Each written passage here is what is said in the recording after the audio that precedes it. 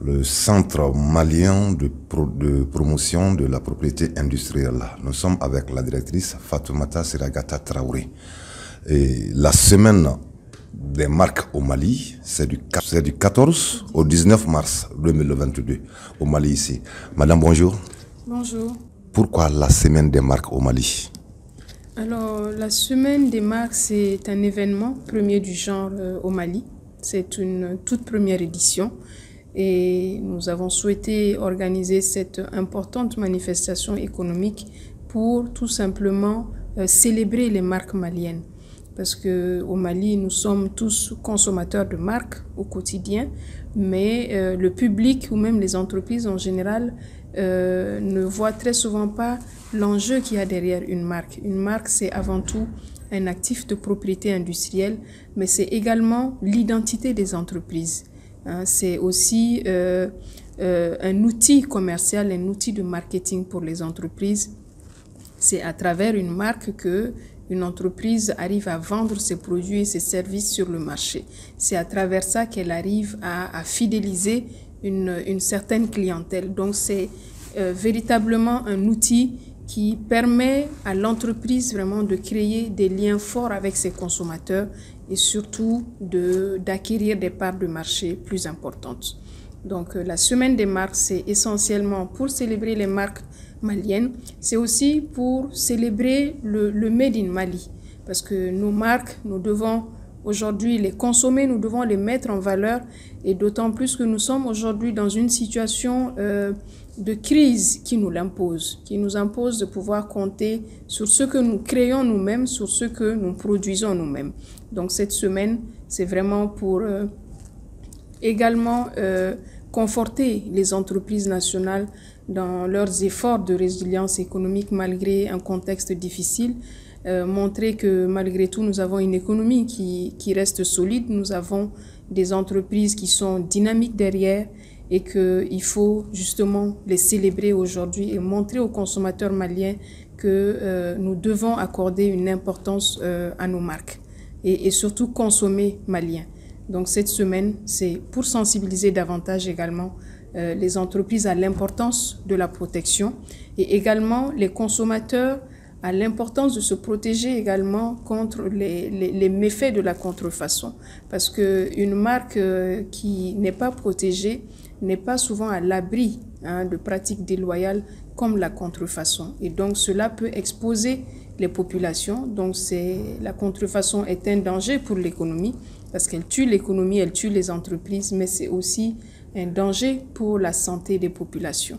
Donc un produit contrefait ne peut pas garantir aux consommateurs la même qualité qu'un produit original. Donc d'où l'importance de la marque qui est un titre de propriété industrielle qui est délivré à une entreprise qui protège et exploite une marque sur un territoire bien déterminé et un titre qui lui donne un monopole, une exclusivité par rapport à l'exploitation donc de sa marque.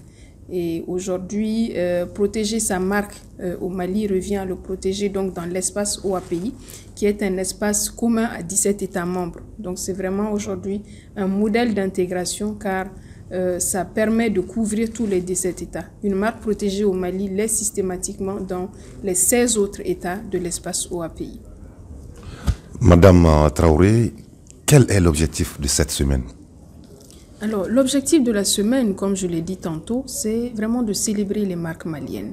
C'est également de développer la culture de la marque chez le consommateur et également montrer aux entreprises que la marque fait partie de leur patrimoine, c'est leur identité et lorsqu'elles investissent, c'est autour de cette marque-là.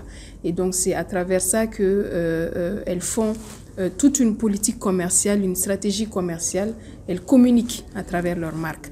Donc on veut, au cours de cette semaine, donner toute la visibilité qu'il faut à nos marques et aussi encourager celles qui n'ont pas encore protégé les marques à venir le faire.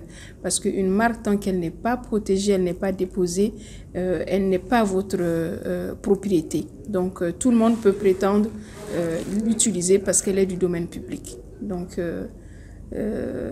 voici un peu les objectifs que nous recherchons. Donc nous aurons une série d'activités qui visent vraiment à sensibiliser le public cible, en tout cas de tous bords.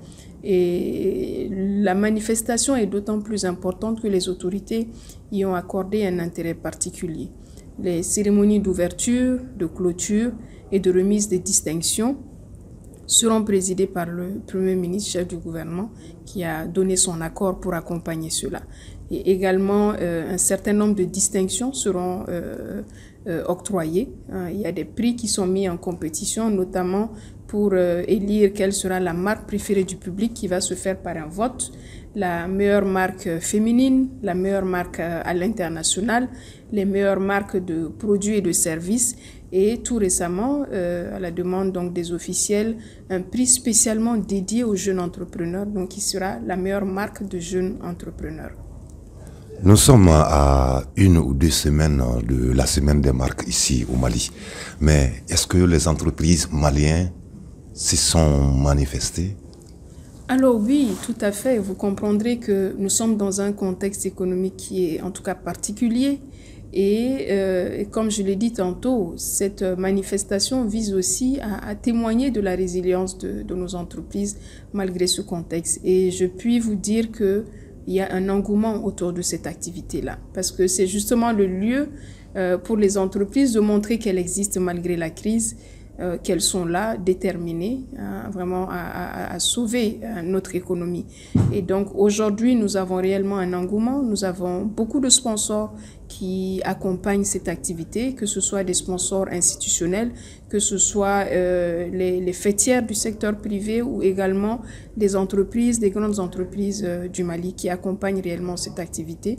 Nous travaillons également avec les jeunes entrepreneurs, les incubateurs, les fêtières.